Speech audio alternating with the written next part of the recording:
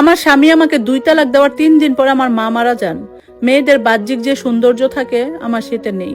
আমি অত লম্বা নই, দেখতে অত সুন্দর না, চেহারার গড়নও ভালো না, টানা টানা চোখ নেই। এক কথায় দেখতে কোনো অংশে মায়াবী নই আমি। তবুও ভাবতাম হয়তো মানুষের বাহ্যিক সৌন্দর্য থেকে মনের সৌন্দর্যই আসল। কিন্তু আমার ধারণা সম্পূর্ণ ভুল ছিল। আমার স্বামী আমাকে টাকার লোভে বিয়ে করেছিল, এই জন্য কয়েকদিন সহ্য করেছে। তারপর 2টো বাচ্চা হলে আর আমাকে সহ্য করতে পারে না, আমাকে নিয়ে এসে কোথাও যেতে পারে না। আমার জন্য তার সবার কাছে ছোট হতে হয়, দেখতে বাজে আমি, হ্যান ত্যান নানা রকম অভিযোগ তার আমাকে নিয়ে। বকা মার লেগেই থাকতো ঠুনকো ঠুনকো কারণে। একসাথে 2 তালাক দিয়ে দিয়েছে, যখন তখন বাকি 1 তালাক দিতেও তার সময় লাগবে না। যেদিন 2 তালাক দিয়ে তাড়িয়ে দিয়েছিল সেদিন ভাবলাম যেন এই অত্যাচার আর সহ্য করব না, এবার না হয় নিজের মতো করে একটু বাঁচি, এই ভেবেই বাড়ি চলে আসি। কিন্তু মা হঠাৎ করে মারা গেলেন, আকাশ ভেঙে পড়লো মাথায়। বাবার কাছে যে খুব একটা আহ্লাদি আমি এমনটাও নয়। বাবা তেমন ভালোবাসেন না হয়তো, আর বাসলেও জানি না। ছোট থেকে বাবার তেমন কোনো আদর স্নেহ পাইনি। তার কারণ একটাই, আমরা 4 বোন, কোনো ভাই নেই। বাবার ছেলের শখ ছিল খুব, ছেলের আশা এতজন বোন আল্লাহ দিয়েছেন। তার উপর কোনো বোন দেখতে অমায়িক সুন্দরও নয়, সবাই কালো। কি আর করব, এতে আমাদের করারই বা কি আছে? আল্লাহ যেমন ইচ্ছে করেছেন উনি তেমন করে আমাদের বানিয়েছেন। বাবার অবস্থা মোটামুটি ভালো, উনি স্কুল টিচার, তাই মা আমাদের জন্য টাকা পয়সা সঞ্চয় করে রেখেছেন শুধু বিয়ে শাদীর জন্য। বাবাও আমাদের প্রতি তার যথাযথ দায়িত্ব পালন করেছেন। আমার ইচ্ছে ছিল লেখাপড়া করে চাকরি করব, কিন্তু যখন অনার্স কমপ্লিট করি তখনই ভালো ছেলে পেয়ে আর হাতছাড়া করেননি। আমি অমত করলে মা বুঝিয়েছেন, এত পরে কি হবে, বিয়েটা করে নে মা, ভালো ছেলে পাওয়া যায় না সচরাচর। ওনাদের হয়তো মনে ছিল অসুন্দর মেয়ে যত আগে বিয়ে দেওয়া যাবে ততই ভালো।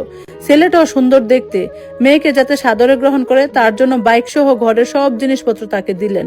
একবার ওটা ভাবলেন না ছেলেটা মেয়েটাকে সাদরে গ্রহণ করবে কিনা? তারপরও যত কুৎসিতি হই না কেন দেখতে, মায়ের কাছে আমরা 4 বোন ছিলাম রাজকন্যার মতো। কোনো কিছুর দিক দিয়ে কমতি রাখেননি মা। মা ছিলেন আমাদের একমাত্র আপনজন। এখন মা নেই, আমি অর্ধেক ডিভোর্সি। কুলে আমার 2টো মেয়ে, একটা 2 বছর আর একটা 8 মাসের বাচ্চা। নিজের 2 মেয়ে আর ছোট 3 বোনকে নিয়ে সামনে আমার কি যে অবস্থা হবে কে জানে। মা থাকলে একটা বিশ্বস্ত আশ্রয় ছিল, এখন পুরোপুরি দিশেহীন আমি। মা মারা যাওয়ার 2 মাসের মধ্যে বাবা আবার বিয়ে করলেন। এই 2 মাসের মধ্যে একদিনও আমার স্বামী খোঁজ নেয়নি আমার এবং আমাদের মেয়েদের। সে নেবে কেন? আপদ বিদায় হয়েছে, এতে সে বেঁচে গেছে। বাবার এত তাড়াতাড়ি বিয়ে করাতে ভেতর থেকে ভেঙে পড়লাম খুব।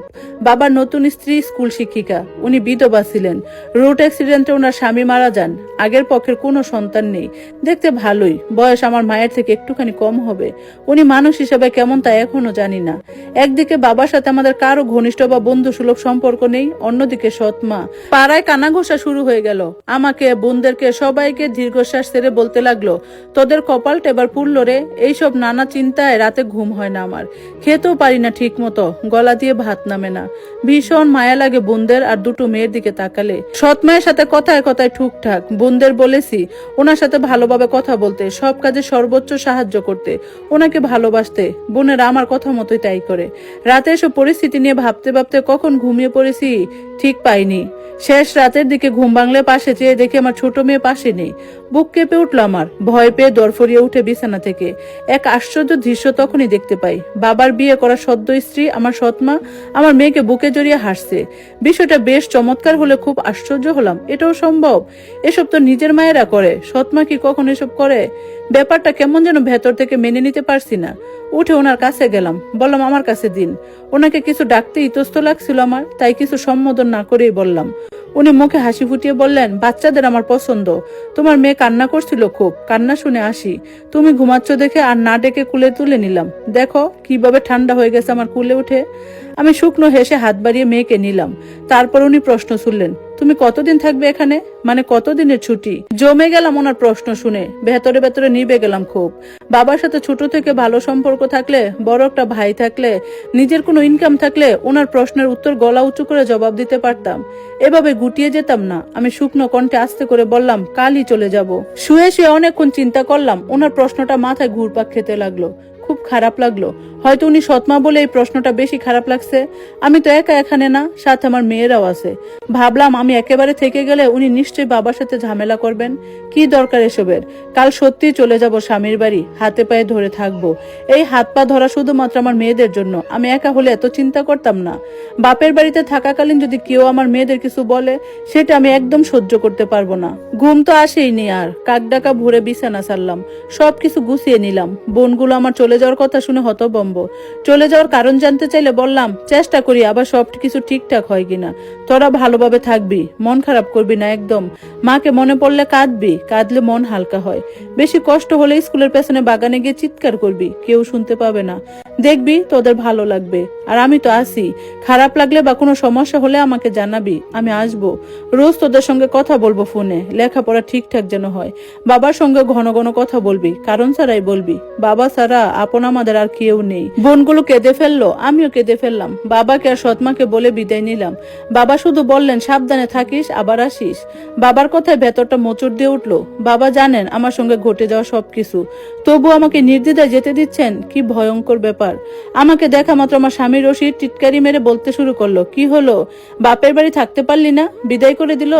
আবার এসেছিস যখন কাজের লোকের মতো থাকবি, একটু বউ ভাব দেখালে বা মুখ চালালে আমার হাত চলবে। এরকম নানান কথা বলতে লাগলো। শাশুড়িও বললেন, আমি লাথি খাওয়া কুকুরের মতো ফিরে এসেছি, সে তো এসব বলবেই।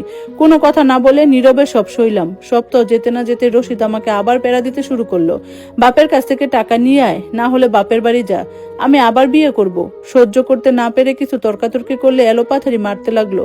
ঠিক তখনই আমার স্বামীর বাড়িতে উপস্থিত হলো আমার সৎমা আর বোনেরা। রশিদ থেমে গেল। আমি নিজের শাড়ি ঠিক করে বাহিরে বের হলাম।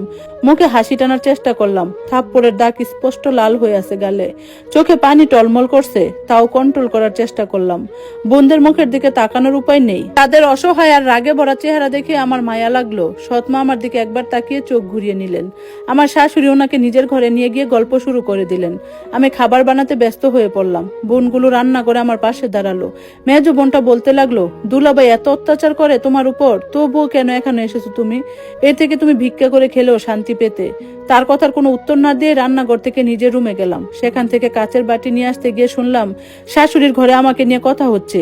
আড়ি পেতে শোনা উচিত ছিল না, যেন শুনলাম। শাশুড়ি যত রকম সুনাম আছে সব ছেলের জন্য বললেন, বেশিরভাগ কথাই আমাকে নিয়ে, আমার চেহারা নিয়ে।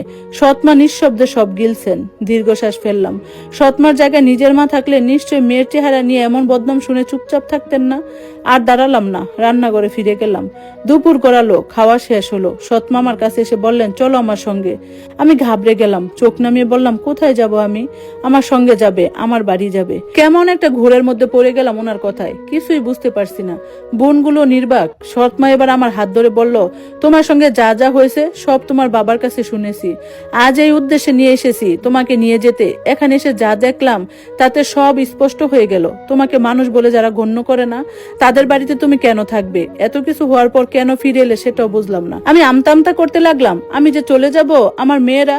সৎমা হাসলেন, আমি যেহেতু তোমার মায়ের জায়গায় আছি, তাই মায়ের জায়গা থেকে বিচার করছি। মেয়েরা মা ছাড়া কি করে থাকতে পারে? মেয়ে দুটো তোমার সঙ্গে থাকবে, ঘাবড়ানোর কিছু নেই। বিশ্বাস করুন, ওনার এই কথাগুলো শুনে আমি রীতিমতো কাঁপতে লাগলাম। এও সম্ভব? খুশিতে ঝরঝর করে কাঁদতে শুরু করলাম। মন থেকে জোর গলায় মা বলে ওনাকে জড়িয়ে ধরলাম। বোনেরা ইমোশনাল হয়ে পড়লো। হাসি কান্নার মিশ্রণ অনুভূতিতে তাদের চেহারা অন্যরকম হয়ে গেল। আমার সৎমা, না না, এখন থেকে ওনাকে ভালো মা সম্বোধন করব। ভালো মা পিঠে হাত বুলিয়ে বুলাতে বললেন, আমার বিয়ের পর থেকে তুমি সহ তোমার বোনেরা দূরত্ব বজায় রাখছো, হয়তো সৎমা বলে। পৃথিবীর বেশিরভাগ সৎমা বিষাক্ত, তাই বলে সব সৎমা তো আর বিষাক্ত হতে পারে না, তাই না? আমাকে আজ থেকে নিজের মা ভাববে। মায়ের সঙ্গে সুখ দুঃখ যা বলতে আমাকেও তা বলবে, সব শেয়ার করবে, কেমন? আমি মাথা নাড়িয়ে ঠিক আছে বললাম। ভালো মা রীতিমতো রশিদ আর তার মাকে হুমকি দিয়ে আমাদের সবাইকে নিয়ে বাড়ি ফিরলেন। আমার ডিভোর্স হয়। আমার ভালো মা রশিদের থেকে পুরোপুরি দেনমোহর আদায় করিয়েছেন। এটাও ঠিক করেছেন মেয়েদের ভরণ পোষণ তাকেই দিতে হবে। আমার মা বাবাও ততটুকু করতে পারেন না যতটুকু ভালো মা আমার জন্য করেছেন। ডিভোর্সের পর ভালো মা চাকরির প্রস্তুতি নিতে বললেন, আমাকে নতুন ভাবে তৈরি হতে বললেন। আমি রাত দিন এক করে চাকরির পড়া পড়তে লাগলাম।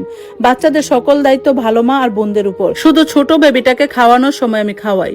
ছোট থেকে যেমন রাত করে পড়লে মা যত্ন করতেন, তেমনি ভালো মা কফি বা চা বানিয়ে আমার জন্য ফ্ল্যাক্সে রেখে দিতেন, যাতে গলা শুকিয়ে গেলে ভিজিয়ে নিতে পারি, এনার্জি পাই। পড়তে পড়তে যখন ঘুমিয়ে পড়তাম, মেয়ে তখন কেঁদে উঠলে ভালো মা তাড়াতাড়ি এসে সামলাতেন।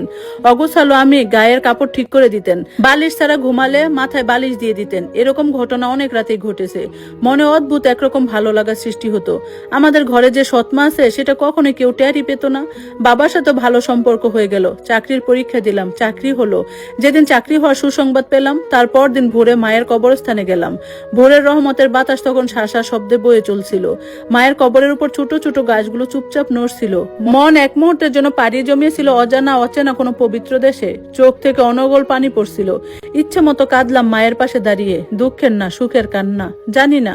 মনে মনে কথা বললাম অনেকক্ষণ মায়ের সাথে। এক পর্যায়ে বিড়বিড় করে এটাও বললাম, জানো না তুমি তোমার ছায়া রেখে গেছো পৃথিবীতে। তুমি যেমন আগলে রাখতে তোমার অসুন্দর মেয়েদের, তোমার ছায়াও তাই করে। বিশ্বাস করো, ওনার মতো এত ভালো সৎমা আমি আর কোনোদিন দেখিনি। তোমার প্রাণ পাখি হয়তো উড়ে যাওয়ার আগে আমাদের নিয়ে খুব উতাল হয়ে পড়েছিল। এখন নিশ্চিন্তে থাকো মা, তোমার মতো একজন মা পেয়েছি। এক গদুলি বিকেলে ছাদে বসে আছি, দক্ষিণা বৈরী বাতাস উহু করে বয়ে বেড়াচ্ছে। বাতাসে যেন শীত দ্বিগুণ বাড়ছে। ভালো মা বসে বসে কি একটা বই পড়ছেন। আমি তার পাশে গিয়ে বসলাম, বললাম, ভালো মা একটা কথা বলবো? তিনি হাসি মুখে বললেন, বলো। আমি বললাম, সৎ মায়েরা তো এত ভালো হয় না, তুমি অন্যরকম কেন? আমার কথা শুনে তিনি স্থির দৃষ্টিতে দূর আকাশের কোদালিয়া মেঘের দিকে তাকিয়ে থাকলেন। প্রায় 5 সেকেন্ড পর আমার দিকে তাকিয়ে বললেন, আমি যখন ক্লাস 9-এ পড়ি তখন আমার মা মারা যান, বাবা বিয়ে করেন, সৎমা আসেন। সারাদিন ঘোড়ার মতো খাটাতে নামায়, কাজের লোকের মতো ব্যবহার করতেন, খাবারের দিকে থেকেও আমার প্রতি অনিয়ম করতেন। আমি চুপচাপ সব মেনে নিতাম, কিন্তু রাতে মুখে কাপড় গুজে কাঁদতাম শুধু। বাবাকে অভিমান করে কিছুই বলতাম না। বড় একজন ভাই ছিল আমার, ভাই জিজ্ঞেস করলেও ভালো বলতাম। বাবার ভাই বাড়ি থাকতেন না, তাই তারা কিছুই দেখতে পেতেন না। এরকম চলতে চলতে একদিন হুট করে সামান্য কথায় সৎমা আমার গায়ে হাত তুললেন। সেদিন আর সহ্য করতে পারিনি। ভাই ফিরলে সব বলি তাকে, তখনই ঝগড়া শুরু। ভাই আমাকে নিয়ে আলাদা হয়, আলাদা ঘরে থাকি, আলাদা খাই। আমার উপর থেকে মানসিক চাপ কমে, কাজের ভারও কমে, ঠিক মতো লেখাপড়ায় মন দিই, চাকরি করি, বিয়ে হয়। ভাই ধুমধাম করে আমাকে বিয়ে দিয়েছিল। আমার স্বামী মানুষটা খুব ভালো ছিল, অসম্ভব ভালো। ভালো মানুষ বেশি দিন থাকে না, তাই তো ওপারে চলে গেলেন। আমার কোনো ছেলে মেয়েও হয়নি, সেজন্য ভাই বাড়ি নিয়ে আসলেন। আবার হঠাৎ একদিন তোমার বাবার সাথে বিয়ের প্রস্তাব আসে আমার ভাইয়ের কাছে। আমি ঠিক করেছিলাম আর কখনোই বিয়ে করব না, কিন্তু যখন শুনলাম 5টা মা হারা মেয়ের কথা, তখন আর না বলিনি। আমি রাজি হই, মূলত তোমাদের জন্যই রাজি হই, যাতে অন্য সৎমা না আসতে পারে তোমাদের ঘরে। এতটুকু বলেই মুখে মমতার হাসি টেনে আমার দিকে তাকালেন। আমি এই মুহূর্তে নীরব শ্রোতা, কিছু বলার ভাষা নেই। এত ভালো কি করে উনি? ভালো মা এবার আমার হাত ধরলেন। তার ভাবভঙ্গি দেখে স্পষ্ট বোঝা যাচ্ছিল তিনি আমাকে কিছু বলবেন। অপেক্ষা করলাম। তিনি বললেন, আমার একটা ভাইপো আছে, হুজুর মানুষ, তার সাথে তোমার বিয়ে ঠিক করব ভাবছি অনেক দিন থেকে। তুমি ডিভোর্সি শুনে সে নিজে থেকে তোমাকে বিয়ে করতে চাচ্ছে। খুব আল্লাহ ভীরু মানুষ, আল্লাহর জন্য তোমাকে বিয়ে করতে চাচ্ছে। তুমি চাইলে তোমার মেয়েদের সাথে নিয়ে যেতে পারো, আবার আমাদের কাছেও রেখে যেতে পারো। সব তোমার ইচ্ছে, কোনো রকম চাপ নেই। তুমি কি রাজি হবে?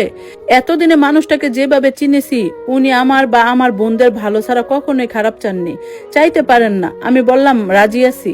বিয়ে হলো এক শুক্রবারে। আমার পরে আরো 2 বোনের বিয়ে হলো। এখন ঘরে একটা বোন আছে শুধু, ভার্সিটিতে পড়ে। ভালো মা সব বোনের ছোটখাটো একটা চাকরি ধরিয়ে তারপর বিয়ে দিয়েছেন। উনি এখন আমাদের সব বোনের চোখের মনি হয়ে উঠেছেন। আমরা যত আবদার সুখ দুঃখ সব ওনার সাথে বলি। আমি দোয়া করি পৃথিবীর সব সৎমা যেন আমার ভালো ভাইয়ের মতো ভালো মানুষ হন। তবে মা হারা সন্তানরা আর কষ্ট পাবে না, চাপা কষ্ট নিয়ে ঘুরে বেড়াবে না, রাতে বালিশ চাপা দিয়ে কাঁদবে না, একাকিত্বে ভুগবে না। ধন্যবাদ সবাইকে এতক্ষণ গল্পটা শোনার জন্য। গল্পটা কেমন লাগলো কমেন্টস করে জানাবেন। আজকের মতো আল্লাহ হাফেজ।